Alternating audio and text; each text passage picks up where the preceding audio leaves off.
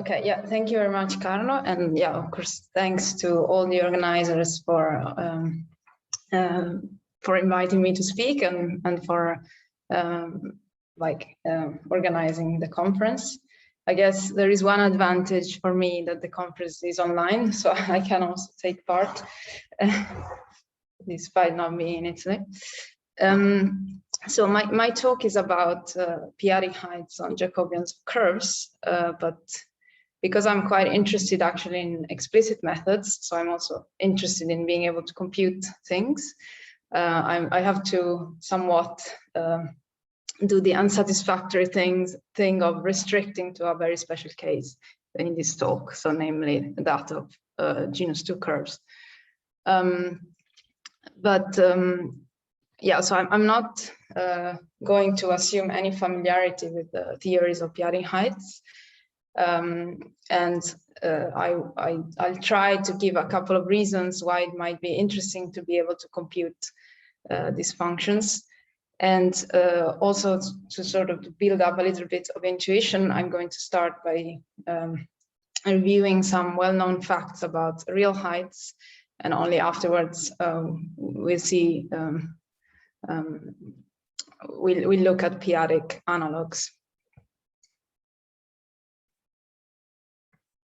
Okay, so perhaps the most natural height to consider is the real naive height. So here now my setup is a bit more general. C is a smooth curve of positive genus over the rationals, and J is Jacobian. So this is an abelian variety of the same dimension as the genus of C. And just to make life a bit easier, I'm also going to introduce the Kummer variety. So that's the quotient of J by plus or minus 1. And K is known to be a projective variety, and moreover, it can be embedded into p to the 2 to the g minus 1. So, for instance, if the genus is 2, as is the case in my title, then here we get p to the 3.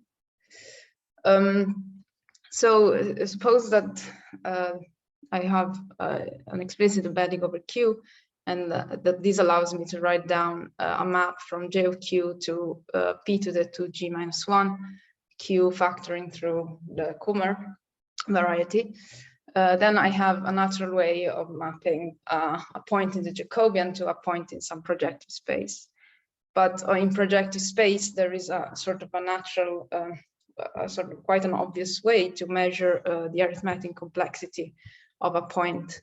Namely, what I can do, I can look at all places of Q, and at each place, I can consider the p-adic, the corresponding absolute value, and I can just take this on all the coordinates of my point, take the maximum over the coordinates, and then the logarithm of that. So if I do this at every place and then I sum up, I end up with something which is well defined, because this term will vanish at all but finitely many v. And it's sort of a natural way of measuring the arithmetic complexity of my point. But yeah, of course, J is an abelian variety. So for instance, I might want to work with height functions that have some compatibility with the group law on J. And it turns out that the naive height only almost satisfies properties as such. So to remove the almost from this sentence, what you can do is you can take limits. And you end up with the real canonical height. So defined as follows, with H is the naive height from before. And now H hat is does satisfy the properties I was hinting at. So for example, it is a quadratic function, which just means that the height of MP is m squared times the height of P. And there are many reasons why you might want to be interested in real canonical heights. Just to mention one, it induces a pairing of JOQ modulo torsion with itself, whose discriminant is the so-called real regulator, which is one of the invariants appearing in the Burton-Swinnerton-Dyer conjecture. So, broadly speaking, we would be interested in having some p-adic analogs of this height, and also to be able to compute them. So here, let's say that p is some fixed prime, which for simplicity I'm going to take Hopgood reduction, but you could also say things in Bat reduction if you wanted to. So by a p-adic analog, I just mean that, well, the real height is real valued. Now I want something QP valued. It should again satisfy some compatibility with the group law. So it should be quadratic, for example. And in fact, I mentioned on purpose the Burton-Swinnerton-Dyer conjecture when talking about the real height, because this p-adic analog of H hat, so one of the main motivations for their construction was also to get a p-adic object that could fit into p-adic analogs of the Burton-Swinnerton-Dyer conjecture. So a formula involving a p-adic L value and some arithmetic and some invariance of J. But now we also know that these p-adic heights are useful in other contexts. For instance, they've been used to determine integral and rational points on curves via some p-adic methods that I hope to say something about at the end of my talk. So there are reasons why one might want to compute these things. But yeah, instead on the theoretical side, there are several constructions of p-adic heights, and here I'm only mentioning a few names. Yeah, as is often the case, to go from theory to explicit computations, one has to take quite a big step. So only some instances of some of these theories have been made more or less explicit. Okay, so I introduced the real height, the canonical real height, as a limit of naive heights. So this is generally an approach which is not followed so much in the literature of p-adic heights. So what we're going to do today is, well, actually we're just going to restrict to the case when C is either an elliptic curve or a genus 2 hyperelliptic curve given by an odd degree model.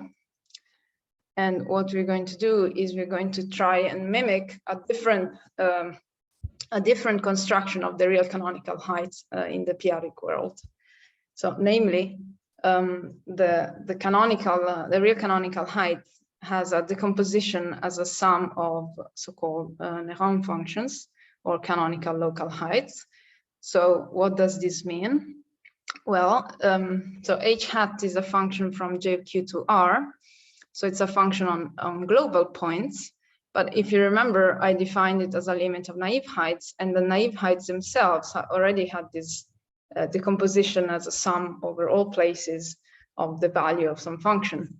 Well, it turns out you can do the same for the real canonical height, except that now the local functions, so which are local in the sense that they are not only functions on the Q points, but more generally on the QB points of J away from some divisor. And these have some nice properties. So perhaps not as nice as H hat. For example, they're only quasi-quadratic. So they're not quadratic functions because the value at MP is m squared times the value at P minus the logarithm of something. So these are so-called mth division polynomials. But let's just not go too much into this, perhaps. So you can take this construction of the real canonical height and try and mimic it as much as possible p-adically. And what you might realize is that, so now we try to define HP as a sum of local height functions, now with values in QP. And topological considerations imply that now it's enough to sum over the non-Archimedean places. So hence the 0 here in the sum. And also that at primes away from P, these local p-adic local heights are essentially the same as the real valued local heights, except that you just need to replace a real logarithm with a p-adic one. So to follow this approach, all you need to do is define lambda p, so the p-adic local height at P, which plays the role of the real local height at infinity, perhaps not surprisingly. Okay, so what we're going to do now is we're going to see how to do this in genus 1, which is well known. It's not my work, but like just because the genus 2 case is somewhat similar and just more tedious because we go up in dimension. So I'm only going to say something very fast about genus 2. And then at the end, I'll talk about our application. Okay, so in genus 1, this is what happens. So I have my elliptic curve over Q, but I can also view it as an elliptic curve over C. And if I do this, I can then use the fact that I have an isomorphism of complex Lie groups between the points of E and the quotient of C by a suitable lattice. So this explicit map from C modulo lambda to EC can be written down using the theory of Weierstrass elliptic functions. So namely, you just map Z plus lambda to P of Z and P prime Z over 2, 1, where P is the Weierstrass P function. So one way to get the Weierstrass P function is as the derivative of the logarithmic derivative of the Weierstrass sigma function, so another of these Weierstrass functions.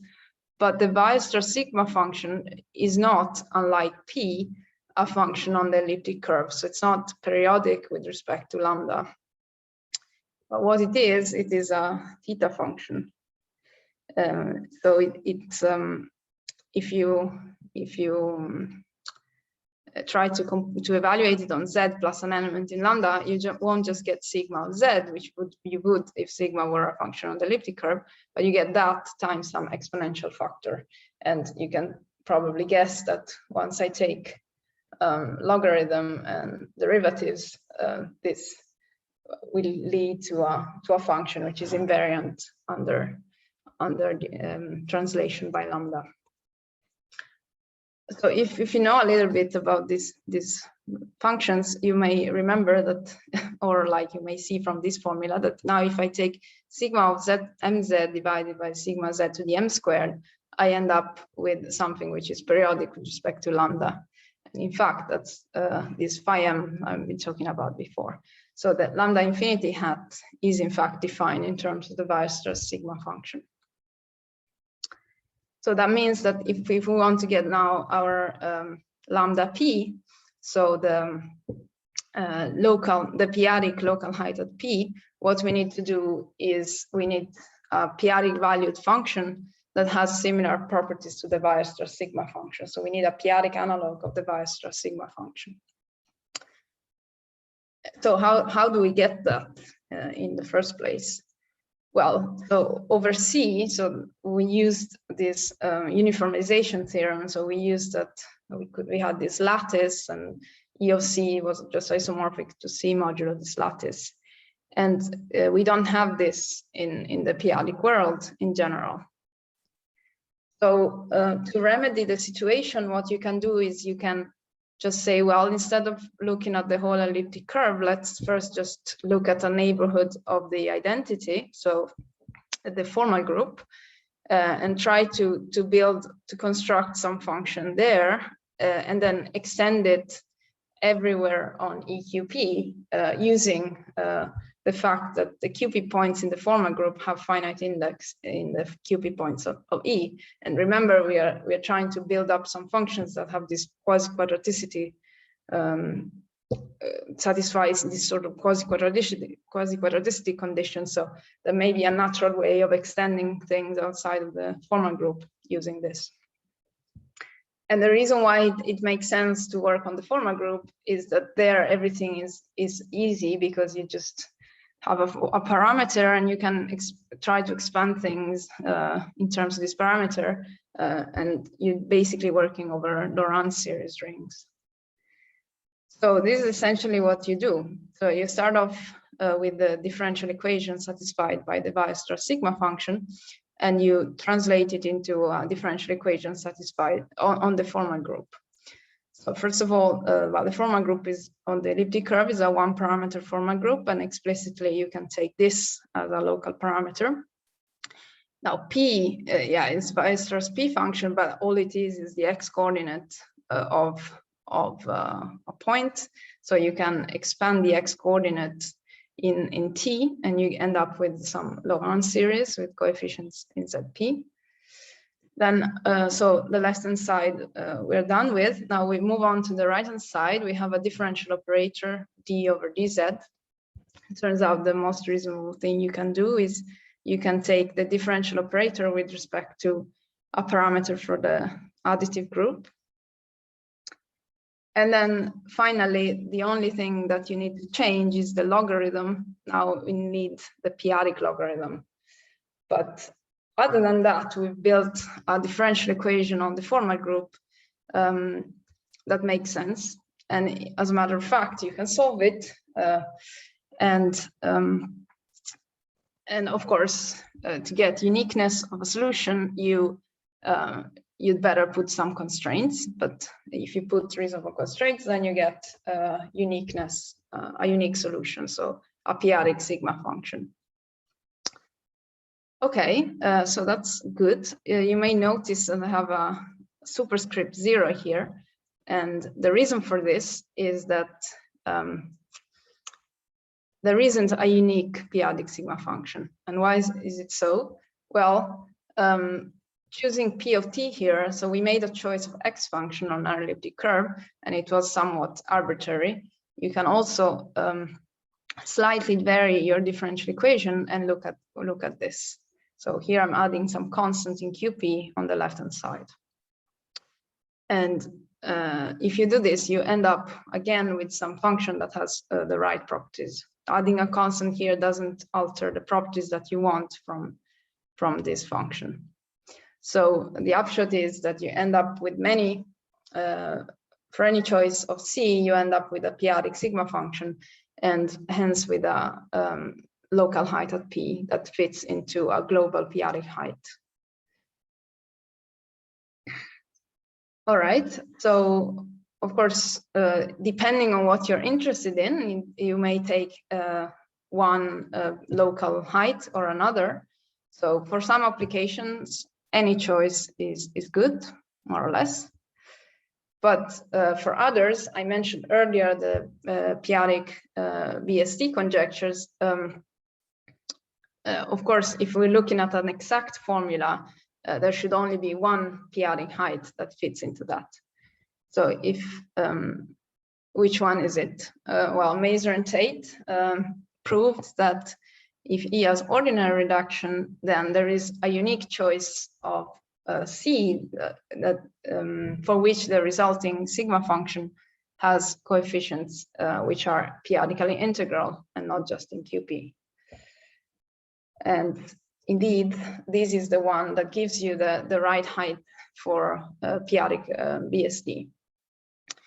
And moreover, all of this is computable. So you can compute the canonical p-adic height and hence the p-adic regulator that would fit into p-adic BSD. Okay, so this was the genus 1 case. So the idea I want to get across is that the genus 2 case is very similar, just a little bit more messy. So again, the strategy is to look at things a lambda infinity hat first, and then try to mimic things on the formal group once again. So it turns out that, well, once again, I have an analytic uniformization between now the complex points of the Jacobian of the quotient of c squared by some lattice. And there are some generalizations of the Weierstrass sigma function that work in for hyperelliptic curves of higher genera. So there is a sigma function also here. And it satisfies similar properties. For instance, well, now it's a function of two variables, and it's a theta function. But if I take its logarithm and derivatives, double derivative with respect to these variables, I end up with functions on the Jacobian, just like before. So these Pij now are the x coordinates from the elliptic curve setting. So yeah, so it's really quite similar. And once again, one can show that lambda infinity hat is defined in terms of this sigma function. So the strategy is to take these systems of differential equations and translate them into systems of differential equations on the formal group of our Jacobian, which is now a two-variable formal group. So it's a bit more cumbersome to work with. But if you do this, you end up with a good lambda p. So by combining some work of Blakestad on canonical p-adic sigma functions, some work of Grant on formal groups, and yeah, some work on division polynomials in genus 2. And finally, by getting if you're interested in, not once again here we'll end up with many p-adic sigma functions. But if you really want to compute the canonical one, you need to understand how to pick suitable constants in differential equations. So by getting some computationally friendly description of such constants, we end up with a way of sort of explicitly defining and computing canonical and non-canonical local heights at P fitting into a global p-adic height. Okay, so in the remaining time that I have, I want to just briefly mention what this one application of these algorithms. But remember, these are just local heights on Jacobians of genus 2 curves, but now I'm going to consider a genus 4 curve, so a genus 4 hyperelliptic curve. As you can see here, I'm taking not just any genus 4 hyperelliptic curve, but this polynomial here on the right-hand side is a polynomial where every term has even degree.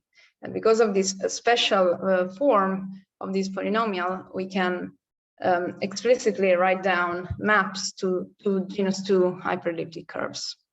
So now this x1 and x2 here are in the right shape for these explicit p-adic heights I've been talking about. What I'd like to tell you is that using the local heights on the Jacobians of x1 and x2, you can come up with a strategy to compute the rational points on the curve upstairs, of course, under some reasonable assumptions. Okay, this is the reasonable assumption, which I don't really want to explain, but I will tell you a bit later when it happens to be satisfied in general. Okay, and now you'll have to forgive me because due to time, I can't really explain these results in much detail, but what this is trying to say is that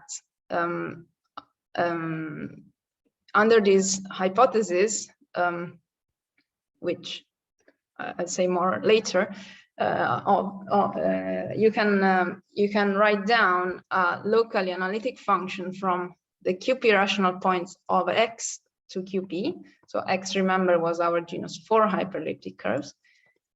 Such that when you evaluate this function on rational points, which is what we would like to compute, you land in a finite and explicitly computable subset of QP. And moreover, these locally analytic functions, so that basically what this is telling us is that we can find a p-adic approximation of X of Q. And what this first part is telling us is that this rho can be is defined in terms of heights on the Jacobian of x1 and x2, so of the genus 2 curves. So here, what u1 of z and u2 of z are some points depending on z on the Jacobian on x1 and x2 respectively. This is just the x coordinate of z, and these q's here are some quadratic forms that you can explicitly compute also. So this is what I was saying before. So the theorem gives us a finite approximation of the set of rational points on this genus 4 curve. And moreover, this is computable. And if you can compute this perhaps for several primes, and perhaps by applying some suitable sieving techniques, you can also try to determine X of Q. Yeah, so this finally, when is this assumption satisfied? Well, generally when the rank of each of the Jacobians of the genus 2 curves is at most 2, then the hypothesis holds. So for example, you could try and use this theorem to compute the rational points on this genus 4 curve, and now the Jacobians of the genus 2 curves each have rank 2. Okay, and finally, I'll just say this is an analog of a result of Balakrishnan and Dogra for b-elliptic curves. I think this is all I wanted to say, so thank you for your attention.